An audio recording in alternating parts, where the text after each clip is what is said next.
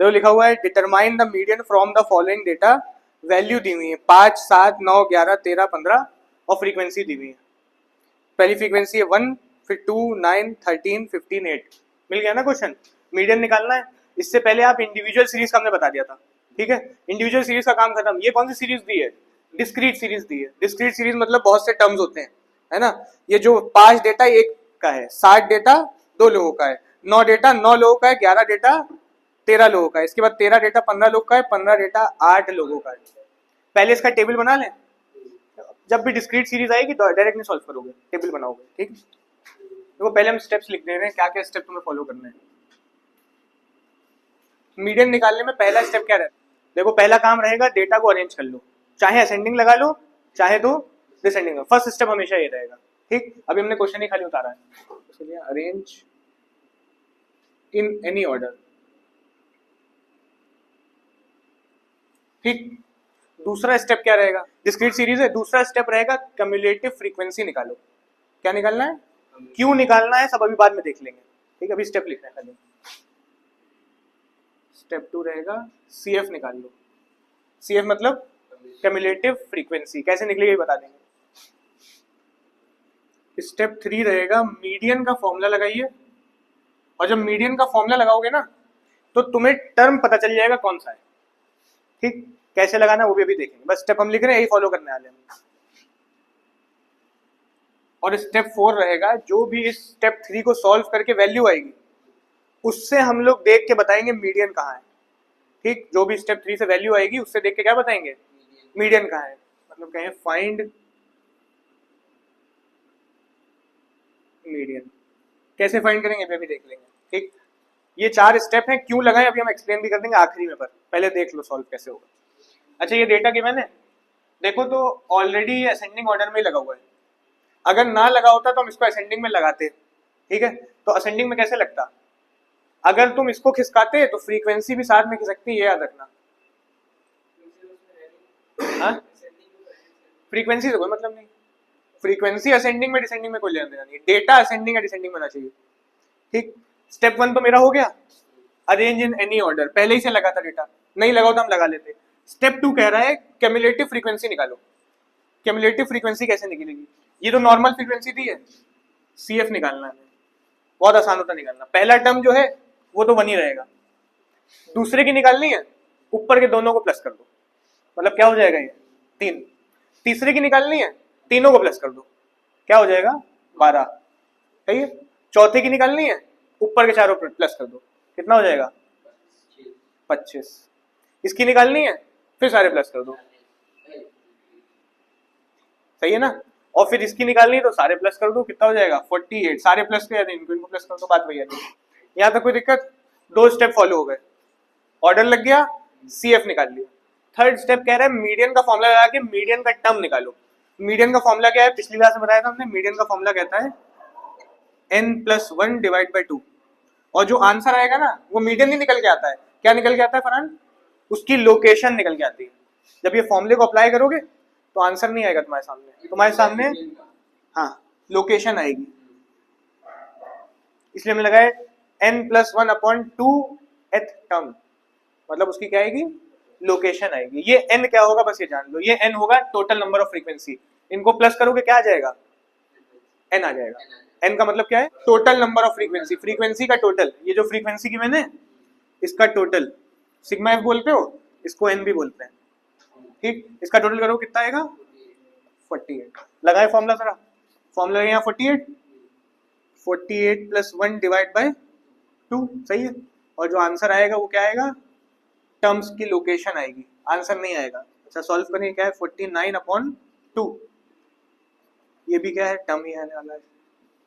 Divide करें कितना आएगा? 24.5। 24, 49 को 2 से डिवाइड कर दिया, कितना आ रहा है? 24.5 टर्म। यहाँ तक कोई दिक्कत? अच्छा ये टर्म हमें बताना है, इस लोकेशन पे जो टर्म होगा वही आंसर होगा हमारा। कौन सी लोकेशन पे? 24.5। अभी 3 स्टेप हुए हैं, लास्ट स्टेप रह गया। क्या रह गया? Find median. अब मीडियन निकालो इस लोकेशन को देखते हुए, ठीक है। देखो जो सीएफ निकाला है इसलिए निकाला हमने, इसको देखो कहाँ लाई कर रहा है।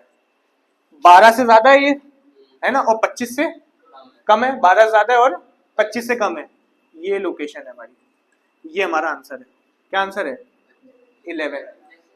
CF को देखना है, ठीक है, और CF को देख के डेटा बताना है, ये लोकेशन से समझ लो, ठीक है, और इसको देख के बता देना कहाँ पे लाई कर रहा है। जब 24.5 आया है, 25 के अंदर है ना, 25 के अंदर, 11 आंसर है।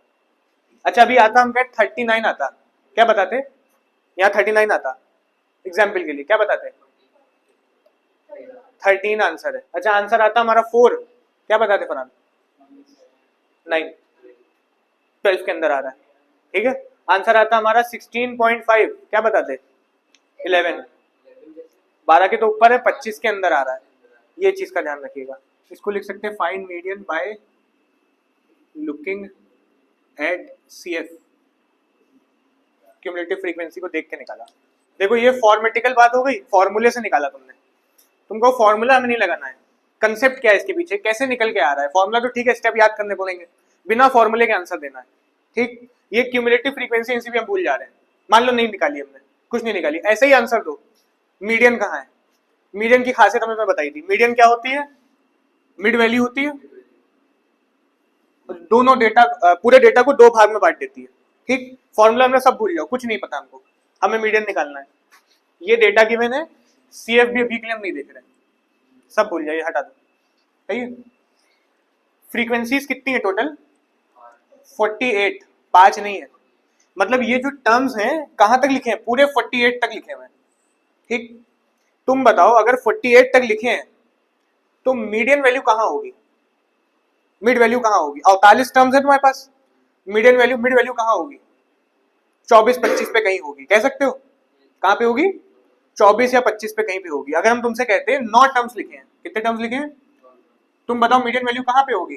तुम कहोगे मीडियन वैल्यू होगी आपकी 1 2 3 4 5 6 7 8 9, 9 टर्म्स लिखे हैं, है ना, मीडियन वैल्यू होगी ये 5, ठीक, क्योंकि 4 इधर हैं और 4 समझ में आ रहा है। तो वैसे ही 48 टर्म्स है, कहां मीडियन वैल्यू होगी? 24 के अराउंड, 24-25 के अराउंड, बात अराउंड की बात अभी हम कर रहे हैं, बड़ा डेटा है ना, इतना समझ में आ रहा है, 24 और 25 के अराउंड होगी। इनको देखें अब जरा, ये जो 5 है ना, ये हमारा डेटा में कितनी बार लिखा हुआ है? एक बार लिखा है। ये जो 7 है, ये हमारे डेटा में कितनी बार लिखा है? 2 बार लिखा है, 2 टाइम्स। ये कितनी बार लिखा है? 1 टाइम्स। ये 9 कितने बार लिखा हुआ है? 9 हमारा 9 टाइम्स लिखा हुआ है, कुछ समझ में आ रहा है। ये जो हमारा 11 है, कितने टाइम्स लिखा है? 13 टाइम्स लिखा हुआ है। इसके बाद हमारा 13 है, ये 13 कितनी बार लिखा है? 15 टाइम्स हमारे पास लिखा हुआ है। उसके आगे जा रहा है 15,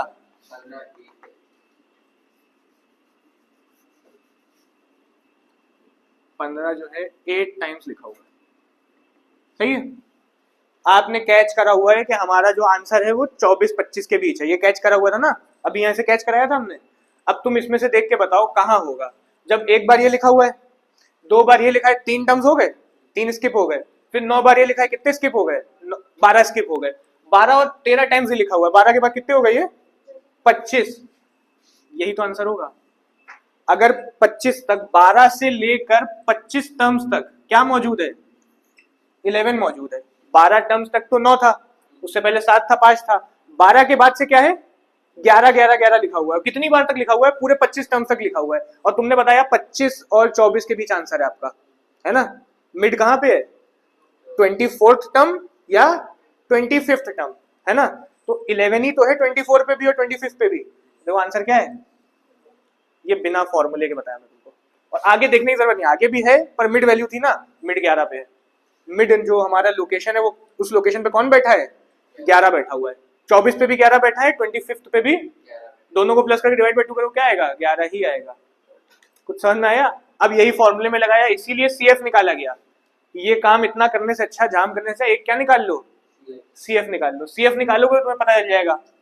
ये जो 11 है ये 25 तक जा रहा है, कहां से लेकर?